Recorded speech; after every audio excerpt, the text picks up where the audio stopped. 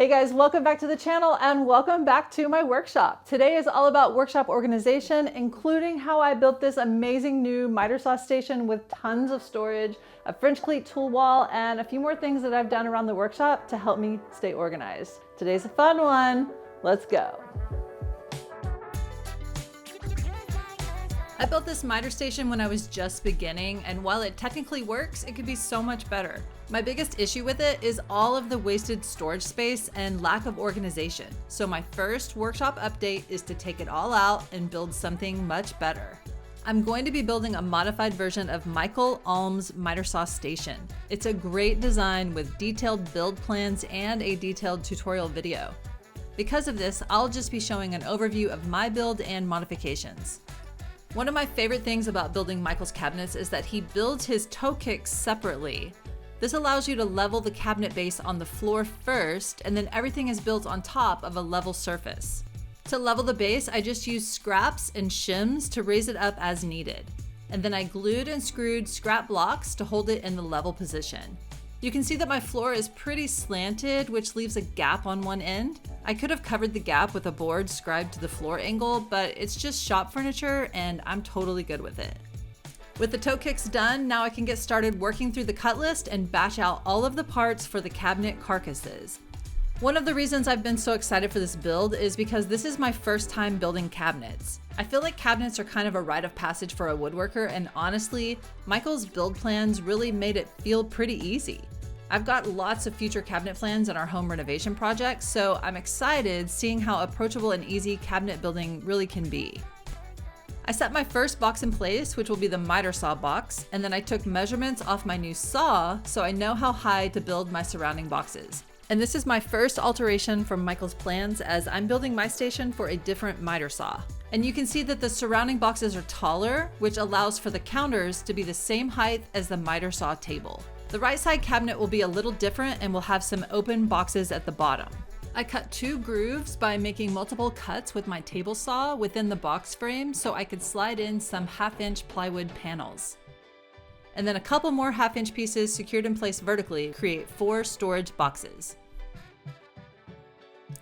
The tops are just screwed in place from below, so they are removable.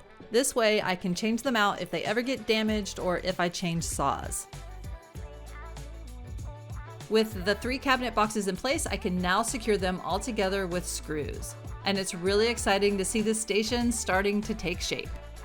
I can now set my miter saw in place and also my cabinet counters in place and check to see if I got my measurements correct, which thankfully I did. I knew from watching Michael's video that I would need to cut out some areas to make room for the full rotation of the miter saw. I cut off a diagonal on each corner to make room for the handle and a couple of notches on each side with a jigsaw for the saw body to rotate, which worked great. Before securing the tops, I need to cut a groove, technically known as a dado, down the length of the counters for the T-track that I'll be installing. This is where I'll use stop blocks for fast repeatable cuts with my miter saw. And you can see that these tops fit perfectly and they're level and flush with the table of the saw. Okay, and now on to the drawer storage. Again, using the cut list on the plans, I easily batched out all of the parts ahead of time. Just like cabinets, building drawers is new to me, and in my opinion, the plans and instructions really made it pretty easy. The drawers are made from 3/4, 1/2-inch, and 1/4-inch plywood. All of the drawer fronts are intentionally cut from the same sheet of plywood, and they have continuous grain. As I batched out my parts, I grouped and labeled everything together, which was essential to keeping the mini parts organized. And then I started assembling all of the drawer boxes. And this was as easy as grabbing my parts from my organized groups and assembling with some glue and clamps. My modified version of this plan has 10 drawers in total, so I put in a good podcast and just did rinse and repeat 10 times. I'm using full extension drawer slides. Installation was super easy, they're smooth, and have a 75-pound weight limit. I'll leave a link for them down below.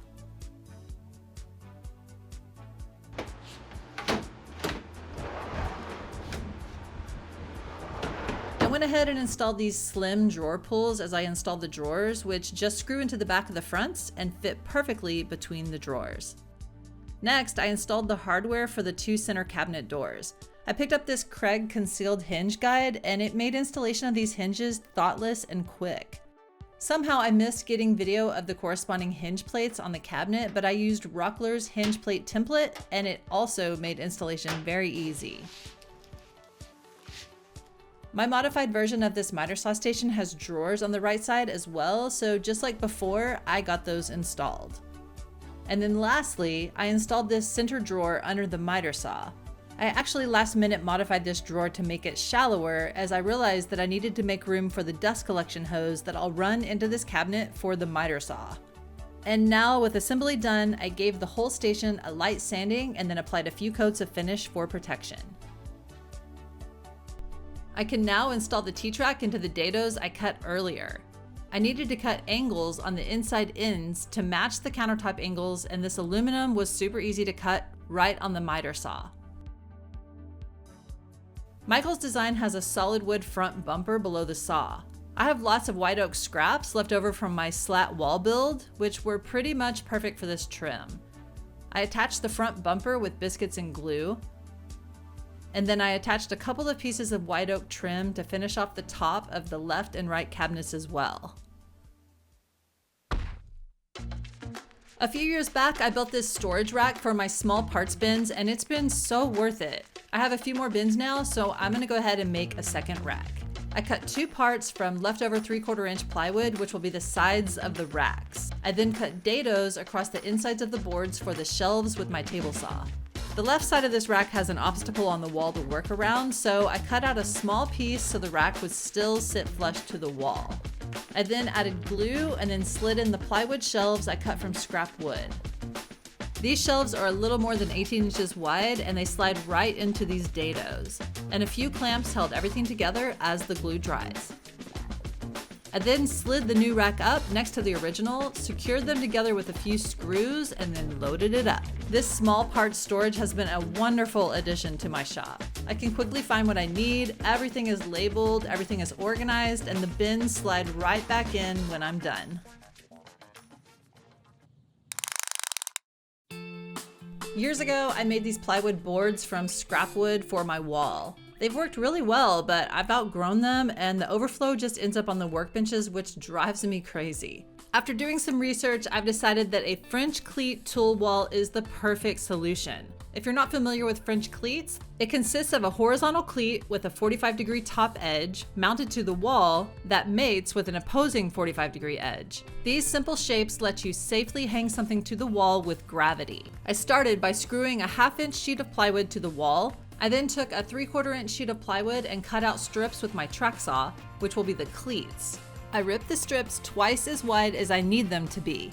I used my track saw to cut 4 5-inch wide strips. And then I took those strips to my table saw and I cut them right down the center with a blade at 45 degrees, which gave me 8 cleats with a 45-degree angle on one side.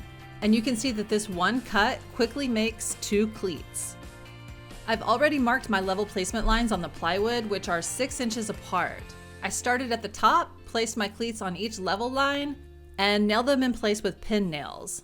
The nails will hold the cleats, but the glue will do all the work once it dries.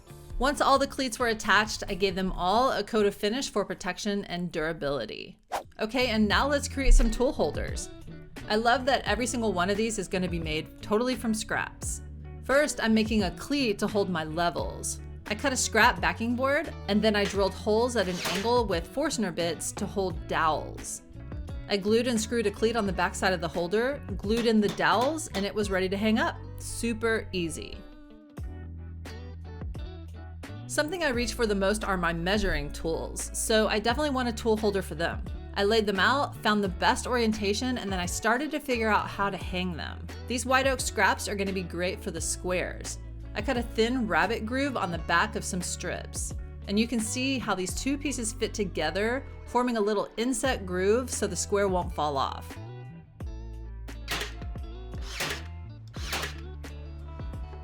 For the rest, I just manipulated some scraps and dowels to hold the square tools safely to the holder.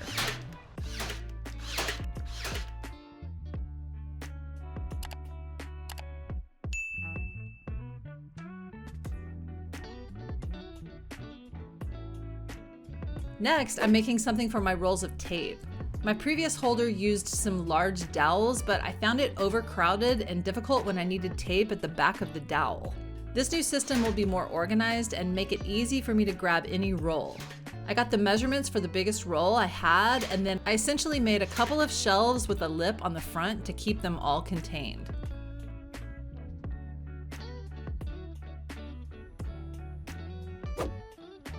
I really like this simple tool holder for my Forstner bits that I previously built, so I'm gonna reuse it for this new wall. I cut a backer board and then glued the bit holder to the backer board and then added a cleat to the back. A little scrap wood on the top locks it into place. This is my old tool holder for my screwdrivers. It worked great, so I'm just gonna build a fresh one. I used the old holder and marked the same locations for my holes onto a new board, drilled out the holes with a Forstner bit, mounted it to a backer with a cleat, and then it was ready to hang. Super simple and convenient. Okay, this one is probably my favorite.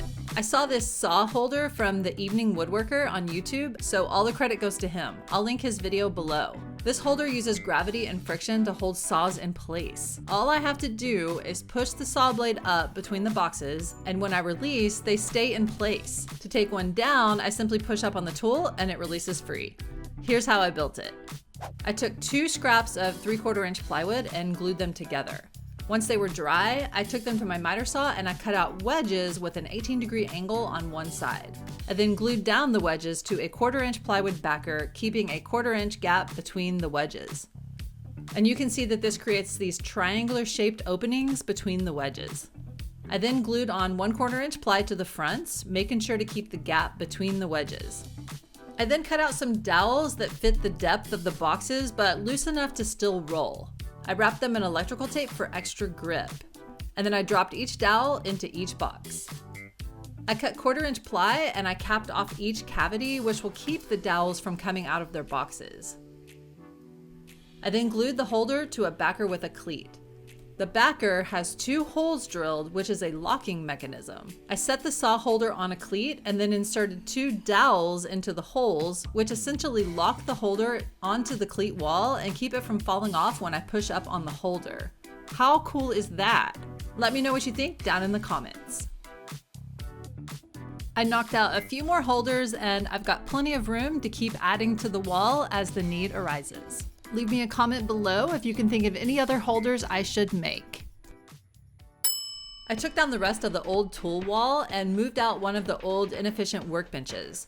I then took off all of the clamps off of my racks and then I moved the racks over to this better space.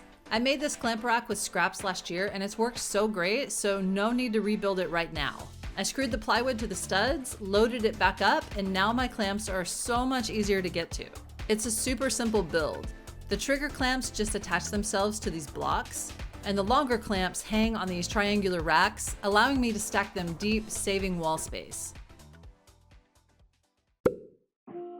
A while back, I built this battery charging station and it has worked really great, but my battery systems have evolved, so next, let's update it. This battery station is awesome. I've got battery storage on the left and chargers on the right with individual on-off switches for each charger. I recently got some Makita batteries, so I want to add the charger, but it doesn't have any keyholes on the back for hanging. So let me show you my fix.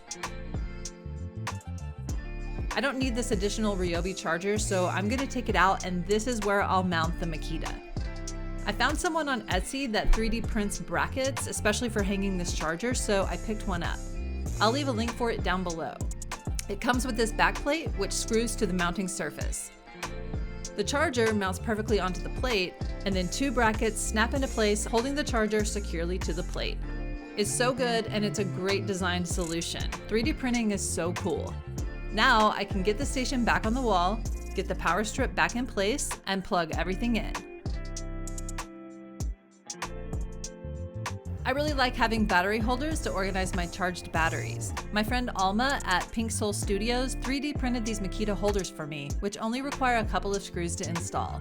Now, when the batteries are done charging, I can place them in their holders, ready to use. And while we're on 3D printed solutions, Alma also printed me these parts that combine to make holders for my track saw tracks. She got the print files from Pete Squared. I'll leave a link to purchase the files down below if you're interested. These two parts combine with springs to create a spring latch. Very cool. You then screw the bottom mount to a wall or a garage door, and then screw on the top spring latch above it. Now I can store my long tracks on my garage door utilizing this unused space. The spring latches keep the tracks secure even when the garage door is up and open. I absolutely love how these projects turned out. I feel like I leveled up from a beginner workshop, and it's really fun to see my shop grow and much more functional. This Alm Fab miter station is a great build, and I'm really stoked to now have it in my workshop. I'm kind of obsessed. It's beautiful, the drawer storage is an organizational dream for me, and everything functions so well. I keep my vacuum in the bottom cabinet and hooked up to my saw, and the dust collection and overall functionality of this whole station is a night and day difference from what I had before. This small parts storage is an easy and super effective build. The bins are all categorized, and finding my small parts is fast, easy, and organized. And I now have room to grow. Oh man, this fringe cleat tool wall. It's so simple, it functions so well, and it's a thing of beauty. Most tool holders can be built from scraps, and I can endlessly reconfigure it to accommodate my tools as my collection grows. Let me know what you think down below, and if there's anything you think I can add. Be sure to check out more of my workshop projects, and I'll see you on the next video.